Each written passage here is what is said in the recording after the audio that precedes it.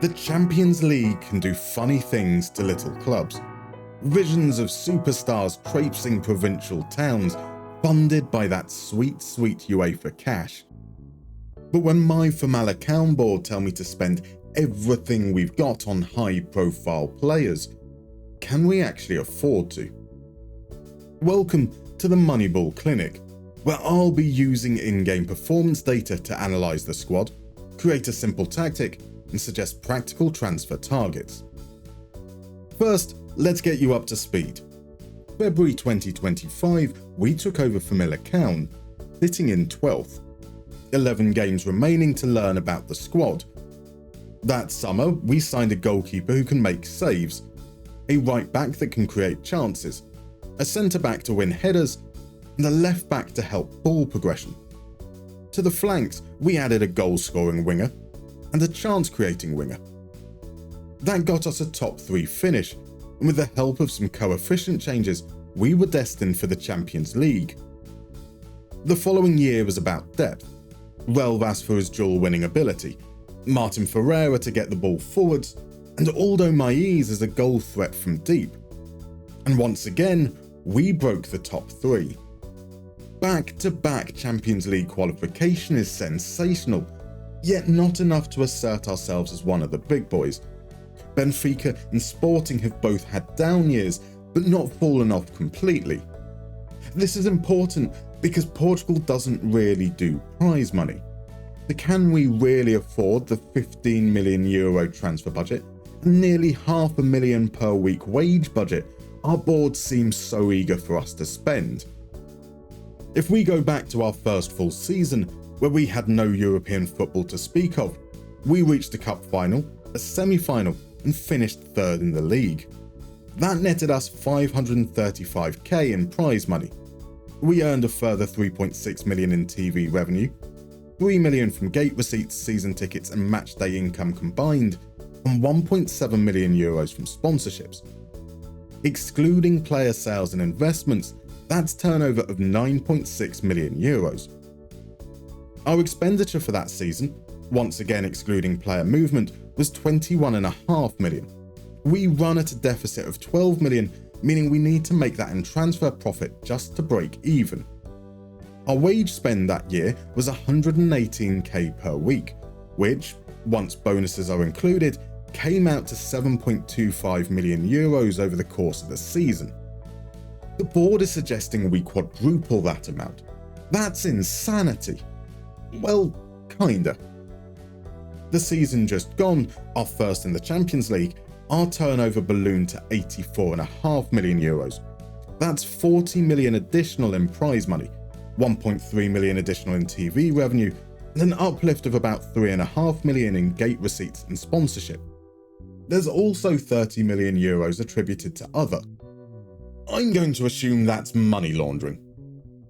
Our wage budget has also increased, now at $134k per week, which, including bonuses, comes to $8 million over the course of the year, a $750k increase on the season prior. If we were to quadruple this, we'd still turn a profit, thanks to all that glorious Champions League revenue. Unfortunately, that money isn't guaranteed. Despite qualifying once again, we're still viewed as a top 5 side at best. The board themselves only expect us to qualify for the Europa League, where reaching the group stage only guarantees €3.4 million. And so that's kind of the baseline.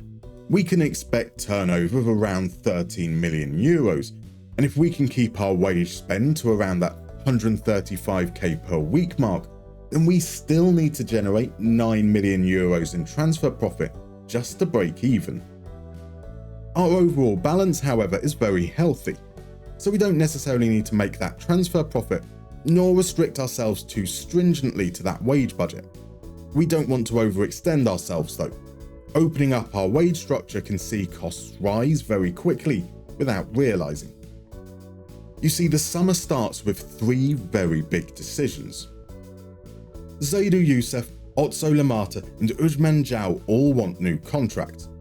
42k, 39k, and 21.5k respectively. Our current highest earner, Felipe Relvas, is on just 12k per week by comparison. We could afford it, and the players do deserve it. Youssef, for example, has 41 goal contributions in the last 2 seasons, playing as a box-to-box style midfielder. That's incredible. Odso Lemata's output isn't as impressive, but 32 goal contributions in that time is still pretty damn good, and at 22 years old he can still improve. Zhao is the same age and has already proven dependable at the heart of our defence, with his value increasing tenfold since we signed him. But if we give them the contracts they want, it has a knock-on effect. We can perhaps afford to pay one key player 40k per week, but then average players start asking for 15k. Backups demand more than we currently pay our starters. Then, if we miss out on Champions League qualification, we're in trouble. So, regrettably, we need to move them on. Ousmane Diao was sold to Real Betis for 10.75 million.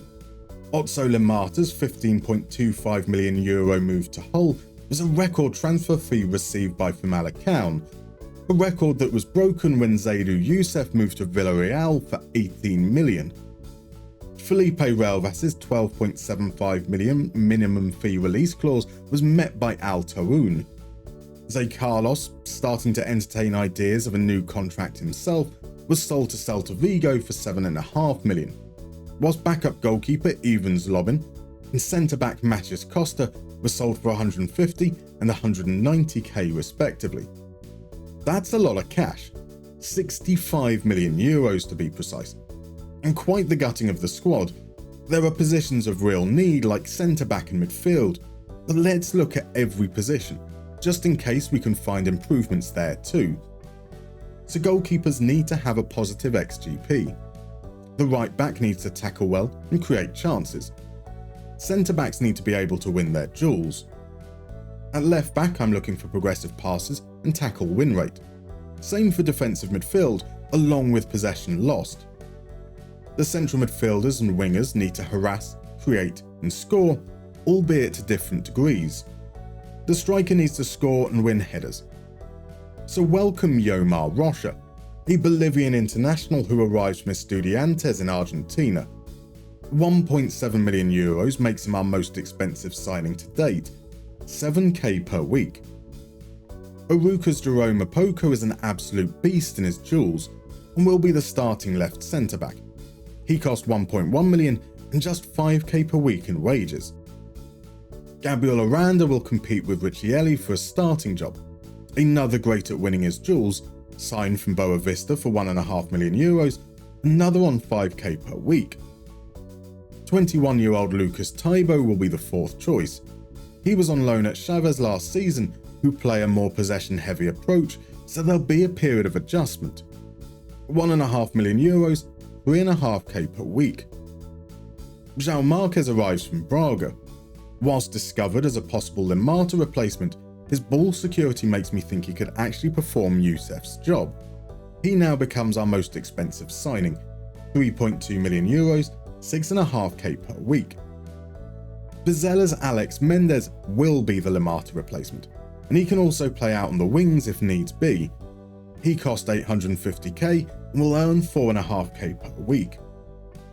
Talisson Almeida is a prolific scorer off the left wing who has the physicality to also play up front. 675k from ABCFC, 6.5k per week. Finally, Joan Garcia will be our new starting goalkeeper. He cost us €2.3 million and becomes our new highest earner at 18k per week. This is perhaps a little more than I would have liked to pay him, but not as outrageous as the demands of the players we moved on. We should still be able to maintain control of our wage budget.